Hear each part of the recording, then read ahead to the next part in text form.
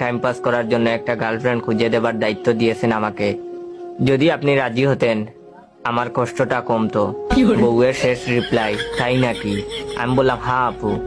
বউ আমার একটু হলেও গলে যাচ্ছে বুঝতে পারছি। লক্ষ্য করলাম আমার প্রশ্নের অপেক্ষা না করেই সে অনলাইন থেকে বেরিয়ে যায়।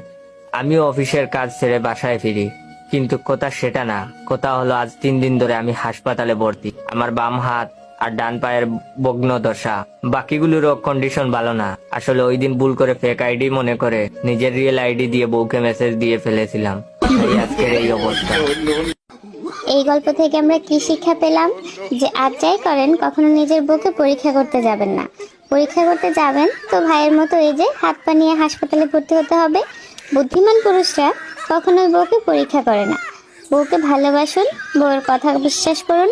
আপনার স্বাস্থ্য মন সবই ভালো থাকবে, সাথে সাথে আপনার বউ ভালো থাকবে। দেখা হবে নতুন কোনো ভিডিওতে।